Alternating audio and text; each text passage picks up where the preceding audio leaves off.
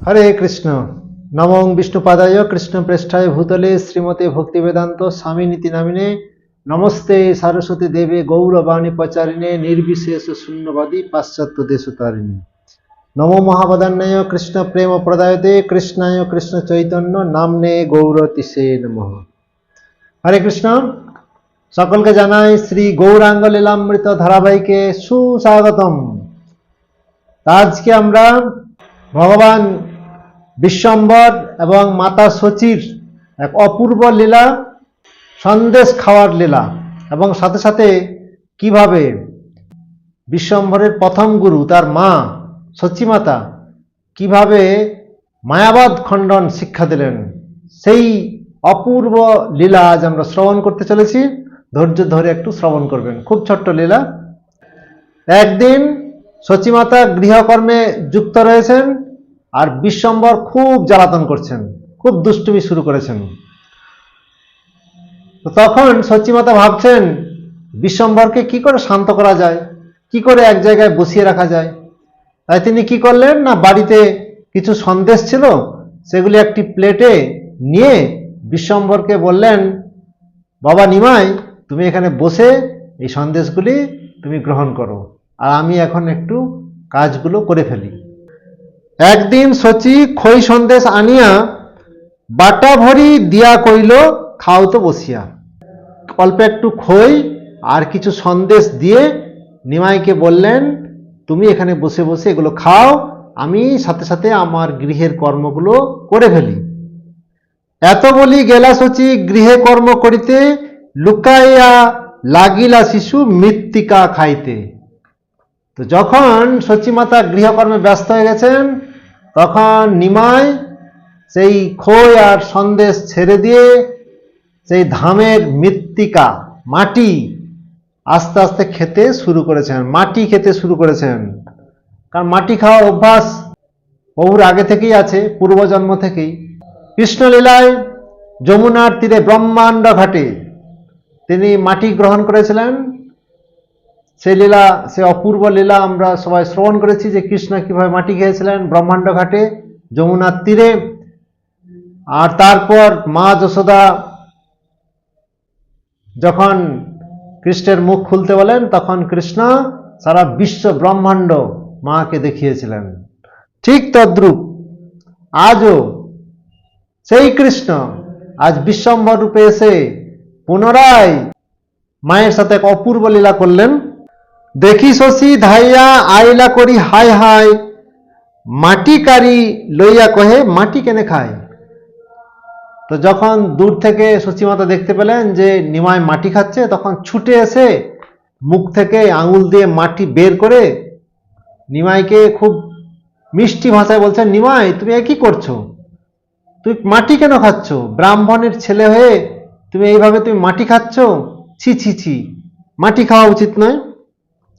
কান্দিয়া বলেন, শিশু কেনে করো রোষ, তুমি মাটি খাইতে দিলে মোর কিবা দোষ। এখন প্রভু বিশ্বম্বর তিনি মায়ের কাছ থেকে তিনি শিক্ষা নেবেন কিভাবে মায়াবাদ খণ্ডন করতে হয়। কারণ এরপরে আমরা জানবো কিভাবে তিনি নিমাই পণ্ডিত রূপে বিশ্ববিখ্যাত হবেন এবং মায়াবাদীদের যুক্তি তর্ক সব খণ্ড খণ্ড করবেন। তাই তিনি এখন মায়ের কাছ থেকে সেই শিক্ষা নিতে চাইছেন এবং মাকে তিনি মায়াবাদী শিক্ষা প্রদান করছেন। মাকে বলছেন, দেখো মা তুমি যে আমায় খেতে দিলে খই আর সন্দেশ সে সবই তো মাটি, মাটিরই তো বেকার, মাটি থেকেই সব উৎপন্ন হয়।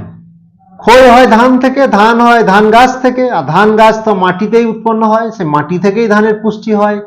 অতএব ধান খাওয়া আর মাটি খাওয়া একই জিনিস।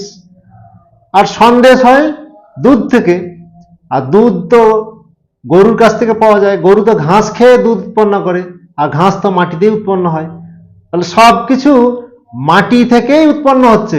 আমি এইভাবে এই সমস্ত খাবার না খেয়ে আমি ডাইরেক্ট মাটিই খাচ্ছি, তো অসুবিধা কোথায়? খই সন্দেশ খাওয়া আর মাটি খাওয়া কি পার্থক্য? একই তো জিনিস। খই সন্দেশ অন্ন যতেক মাটির বিকার, এহ মাটি সেহ মাটি, কি ভেদ বিচার? খই সন্দেশ অন্ন যত আমাদের খাবার রয়েছে সব খাবার মাটি থেকেই উৎপন্ন হয়, মাটি থেকে গাছ হয় আর সেই গাছ থেকে খাবার উৎপন্ন হয়। আমাদের যত কিছু খাবার প্রয়োজন জীবন ধারণের জন্য, যেটুকু খাদ্যের প্রয়োজন সব কিছু মাটি থেকে আসে। যা কিছু আমরা খাই হয় গাছের শস্য বা ফল বা ফুল বা পাতা, সবই গাছ থেকে পাওয়া যায়। আর এই গাছ মাটিতে পুষ্টি লাভ করে, মাটিতে উৎপন্ন হয়, মাটি থেকে রস শোষণ করে ফল বা শস্যের মধ্যে সেই খাদ্য মজুত রাখে এবং সেই খাদ্য খেয়ে আমরা পুষ্টি লাভ করি। তাই প্রভুপাদ বলছেন সিম্পল লিভিং এর জন্য, সাধারণভাবে জীবন ধারণের জন্য বড় বড় ফ্যাক্টরি প্রয়োজন হয় না। চাই 2-4 বিঘা উর্বর জমি এবং 2-4টি দুধেলো গাভী, তাহলেই একটা পরিবার সুন্দরভাবে সহজ সরলভাবে তাদের জীবন অতিবাহিত করতে পারেন। যাই হোক, তো এখন বিশ্বম্ভর তিনি খুব সুন্দরভাবে যুক্তি প্রদান করছেন যে সব কিছুই তো মাটি থেকে উৎপন্ন হয়, তাই এই খই সন্দেশ অন্ন এগুলো না খেয়ে আমি মাটিই খাচ্ছি, তো অসুবিধা কোথায়? এটা একটা মায়াবাদী যুক্তি যে সব কিছুই ভগবান থেকে এসছেন, সব জীব আর ভগবান একই তত্ত্ব। জীব এখন মায়া শরীর ধারণ করে আছে, মায়া শরীর ত্যাগ করলে জীবও ভগবান হয়ে যাবে একদিন। আমিও ভগবান হয়ে যাব, আপনিও ভগবান হয়ে যাবেন, সবাই ভগবান হয়ে যাবে, ভগবানের সাথে এক হয়ে যাবে। এই যে যুক্তি, এটা হচ্ছে মায়াবাদী যুক্তি। এবং ভগবান বিশ্বম্ভর তিনি মায়ের কাছে এই যুক্তি পোষণ করছেন। মা কিন্তু ছেড়ে দেওয়ার পাত্র নয়, মা হচ্ছেন নীলাম্বর চক্রবর্তীর কন্যা। নীলাম্বর চক্রবর্তী একজন মহান পণ্ডিত, জগন্নাথ মিশ্রের টিচার। তার কন্যা শচী দেবী, তিনি কি সাধারণ কন্যা? তিনিও শাস্ত্রে পারদর্শী। কত সুন্দর যুক্তি দিয়ে বিশ্বম্ভরকে বোঝাচ্ছেন, অন্তরে বিস্মিত শচী বলিল তাহারে, মাটি খাইতে জ্ঞান যোগ কে শিখালো তোরে। তো এখনো বিশ্বম্ভর স্পষ্টভাবে কথা বলতে পারেন না, আর এইরকম জ্ঞানযোগ মাকে শিক্ষা দিচ্ছেন। তাই মা খুব বিস্মিত হয়েছেন, অবাক হয়েছেন। আরে আমার ছেলে, এই ছোট্ট শিশু, সে এখনো ভালোভাবে কথা বলতে শেখেনি, আর সে কত বড় জ্ঞানের কথা বলছেন। তাই তিনি খুব বিস্মিত হয়েছেন, অন্তরে বিস্মিত, ভিতরে খুব অবাক হয়ে গেছেন। আর তিনি বলছেন, এই ধরনের জ্ঞানযোগের কথা তোমাকে কে শিক্ষা দিল? কে তোমাকে শিখিয়েছে এই সমস্ত কথা? তারপর বলছেন, মাটির বিকার অন্ন খাইলে দেহ পুষ্টি হয়, মাটি খাইলে রোগ হয়, দেহ যায় ক্ষয়। সচিমাতা কত সুন্দর যুক্তি দিচ্ছেন। তিনিও কিন্তু শাস্ত্রে অত্যন্ত পারদর্শী। তাই তিনি বলছেন, দেখো বিশ্বম্ভর, জানি এই সন্দেশ খই এই সব কিছু হচ্ছে মাটির বিকার, অর্থাৎ মাটি থেকে উৎপন্ন হয়েছে, কিন্তু তথাপিও এই সমস্ত খাদ্যগুলি যদি খায় তাহলে কি হবে? মাটির বিকার অন্ন খাইলে দেহ পুষ্টি হয়। মাটি থেকেই যদি উৎপন্ন হয়েছে, তথাপিও অন্ন যদি আমরা খাই তাহলে আমাদের শরীরে পুষ্টি হবে, আমাদের শরীর সুস্থ থাকবে। মাটি খাইলে রোগ হয়, দেহ যায় ক্ষয়। অপরপক্ষে আমরা যদি অন্ন না খেয়ে মাটি খাই, তাহলে সেই মাটি আর শরীরে আমাদের হজম হবে না, সেই মাটি আমাদের শরীরে রোগ সৃষ্টি করবে, আস্তে আস্তে আমাদের দেহ ক্ষয় হয়ে যাবে, তারপর একদিন এ দেহ শেষ হয়ে যাবে। মাটির বিকার ঘটে পানি ভরি আনি, মাটি পিণ্ডে ধরি যাবে শশী যায় পানি। আবার তিনি উপমা দিচ্ছেন, দেখো মাটি থেকে মাটির পাত্র তৈরি হয়, কলসি, মাটির কলসি মাটি থেকেই তৈরি হয়। মাটির বিকার ঘটে পানি ভরি আনি, মাটি থেকেই তৈরি ঘট দিয়ে বা কলসি দিয়ে আমরা জল ভরে আনি। মাটি পিণ্ডে ধরি যাবে শশী যায় পানি। আর যদি আমরা মাটির একটা ঢেলা বা মাটির একটা পিণ্ড নিয়ে জল আনতে যাই, তাহলে ওই জলকে ওই পিণ্ডই শোষণ করে নেবে। যদিও দুটি মাটি, মাটির পাত্র বা মাটির ঘটও মাটি আর মাটির ঢেলাও মাটি, দুটোই মাটি, তো দুটোই মাটি হলেও দুটোর মধ্যে পার্থক্য রয়েছে। একটাতে করে জল আমরা আনতে পারি, আর একটা নিজেই জল শোষণ করে নেয়। তাহলে একদিকে দুটো মাটি, অর্থাৎ মাটির ঘট এবং মাটির ঢেলা, একদিক দিয়ে তারা উভয় মাটি, অন্য দিক দিয়ে এই দুইয়ের মধ্যে বিশাল পার্থক্য রয়েছে। মাটির ঘট দিয়ে আমরা জল বয়ে আনতে পারি, আর মাটির ঢেলা নিজেই জল শোষণ করে নেয়। জল বয়ে আনবো কি করে? আকাশ জমিন পার্থক্য। এটা হচ্ছে অচিন্ত ভেদাভেদ তত্ত্ব। একদিকে দুটো এক, আবার অন্য পক্ষে দুটোর মধ্যে আকাশ জমিন পার্থক্য। তদ্রূপ জীব এবং ভগবান উভয়ে কিন্তু চিন্ময়, সেই দিক দিয়ে এক। ভগবানের মধ্যে যে গুণগুলি রয়েছে, জীবের মধ্যেও সেই গুণগুলি রয়েছে, খুব অল্প মাত্রায়, অত্যন্ত স্বল্প মাত্রায়। তো সেই দিক দিয়ে আমরা এক বলতে পারি। আবার ভগবান হচ্ছেন সমস্ত গুণের আধার, পূর্ণ মাত্রায় রয়েছে, সমস্ত গুণগুলি পূর্ণ মাত্রায় রয়েছে, আর জীবের মধ্যে খুব অল্প মাত্রায় রয়েছে। তাই সেই দিক দিয়ে আকাশ জমিন পার্থক্য। তাহলে ভগবান ও জীব একদিক দিয়ে এক হলেও অপর দিক দিয়ে বিচার করলে আকাশ জমিন পার্থক্য। ঠিক যেমন মাটির ঢেলা এবং মাটির কলসি বা মাটির ঘট। কত সুন্দর উপমা দিয়ে মা সচী দেবী বিশ্বম্ভরকে খুব মিষ্টি ভাষায় বুঝাচ্ছেন।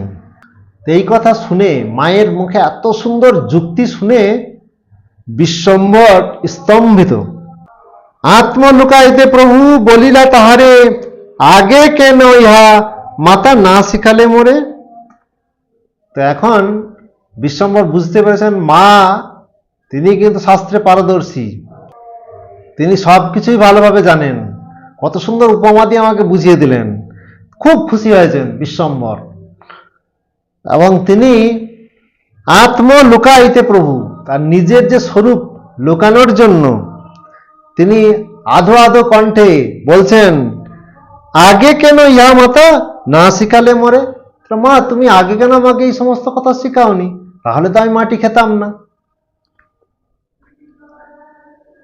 এবে যে জানিলাও আর মাটি না খাইব, ক্ষুধা লাগে যবে তবে তোমার স্তন পিব। এই মা কান ধরছি, আর আমি মাটি খাবো না কখনো। এখন যখনই আমার খিদে পাবে, তখন আমি আর মাটি না খেয়ে আমি সোজা তোমার কাছে যাব, তোমার স্তন দুগ্ধ আমি পান করব। এত বলি জননীর কোলেতে চড়িয়া, স্তন পান করে প্রভু ঈষৎ হাসিয়া। এইভাবে প্রভু বিশ্বম্ভর তিনি সচীমাতার কোলে চেপে গেলেন, এবং সচীমাতা তাকে স্তন দুগ্ধ পান করাতে শুরু করলেন। আর স্তন দুগ্ধ পান করতে করতে প্রভু বিশ্বম্ভর ঈষৎ ভাবে তিনি হাসতে শুরু করলেন। স্তন পান করে প্রভু ঈষৎ হাসিয়া, মুচকি মুচকি হাসতে শুরু করলেন। এই মতে নানা ছলে ঐশ্বর্য দেখায়, বাল্যভাব প্রকটিয়া পশ্চাৎ লুকায়।